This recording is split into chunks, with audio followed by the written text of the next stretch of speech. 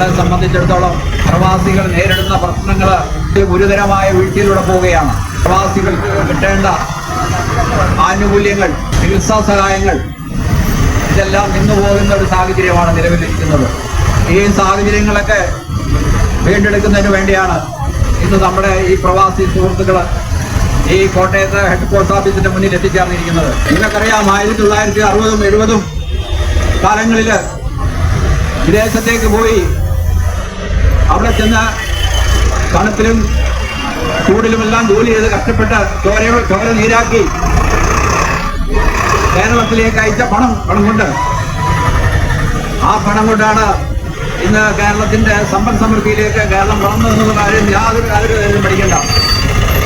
ഈ പ്രവാസികളില്ലായിരുന്നെങ്കിൽ ഈ കേരളം ഇത്രയും ഉന്നതിയിലേക്ക് വരത്തില്ല എന്നുള്ളൊരു സത്യം ഞാനിവിടെ സൂചിപ്പിക്കുകയാണ്. അന്ന് പോയി കഷ്ടപ്പെട്ട് അനുഭവിച്ച, അന്ന് പോയി കഷ്ടപ്പെട്ട് ജോലിയെല്ലാം നഷ്ടപ്പെട്ട് നാട്ടിൽ തിരിച്ചെത്തിയ പ്രവാസികൾക്ക് ആനുകൂല്യങ്ങളില്ല.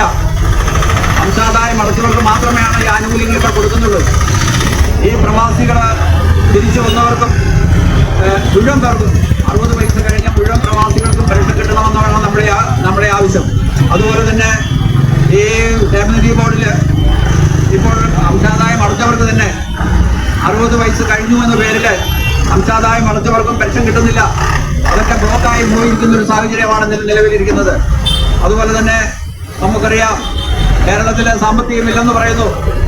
കേരളത്തിൽ അതിനുവേണ്ടിയുള്ള സാമ്പത്തികം നിലച്ചുപോയെന്നറിയുന്നു. അതുകൊണ്ട് നിങ്ങളുടെ കേന്ദ്രത്തിനോട് ആവശ്യപ്പെട്ട് നമ്മുടെ മുഖ്യമന്ത്രിയും അതിനോടനുബന്ധിച്ചിട്ടുള്ള പ്രവാസി വകുപ്പ് മന്ത്രിയുമെല്ലാം കേന്ദ്രത്തിനോട് ആവശ്യപ്പെടണം. നോർക്കയെ സഹായിക്കാനുള്ള ഒരു വഴി കണ്ടുപിടിക്കണം. നോർക്കയെ സഹായിച്ചെങ്കിൽ മാത്രമേ, ക്ഷേമനിധി ബോർഡിനെ സഹായിച്ചെങ്കിൽ മാത്രമേ നമുക്ക് ഈ ആനുകൂല്യങ്ങളെല്ലാം തിരിച്ചെടുക്കുവാനും ഈ നോർക്കയെ സഹായിക്കുവാനും പറ്റിയില്ലെങ്കിൽ നമുക്കിത് മുന്നോട്ട് കൊണ്ടുപോകാനായിട്ട് സാധിക്കത്തില്ല.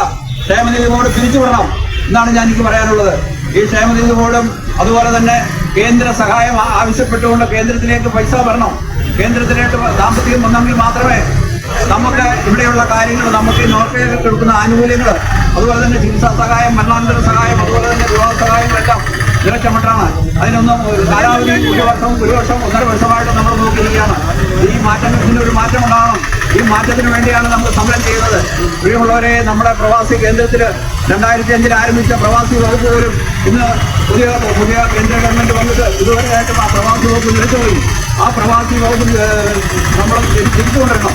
ആ പ്രവാസി വകുപ്പിന് വേണ്ടിയാണ് നമ്മൾ കുറെ കാലങ്ങളായി നമ്മൾ ഈ പ്രവാസി വകുപ്പ് തിരിച്ചു കൊണ്ടുവരുന്നതിന് വേണ്ടി സമരം നടത്തിയിട്ടുണ്ട്. സമരങ്ങൾ ഡൽഹിയിൽ പോയി നമ്മൾ സമരം നടത്തിയിട്ടുണ്ട്.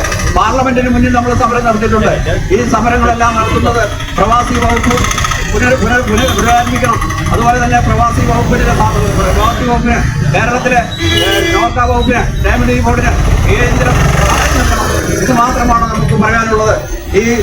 എന്നെങ്കിൽ മാത്രമേ നമുക്ക് ഈ പ്രധാനമന്ത്രി ഈ ബോർഡും നോർക്കയൊക്കെ മുന്നോട്ട് കൊണ്ടുപോകാൻ സാധിക്കത്തുള്ളൂ. ഈ പരിപാടിയിൽ വന്നിരിക്കുന്ന എല്ലാ പ്രവാസികൾക്കും അഭിവാദ്യങ്ങൾ അർപ്പിച്ചുകൊണ്ട് ധർണ മാർച്ചും തന്നെ വിജയകരമായി ഉദ്ഘാടനം ചെയ്തുകൊണ്ട് നിങ്ങളെല്ലാവരും അറിയിക്കുന്നു. നന്ദി, നമസ്കാരം. जिंदाबाद जिंदाबाद പ്രവാസി അസോസിയേഷൻ ജിന്ദാബാദ്. 60 കഴിഞ്ഞ എല്ലാ പ്രവാസികൾക്കും പെൻഷൻ അനുവദിക്കുക. എല്ലാ പ്രവാസികൾക്കും പെൻഷൻ അനുവദിക്കുക. जिंदाबाद जिंदाबाद प्रवासी ऐक्यम जिंदाबाद प्रवासी ऐक्यम जिंदाबाद.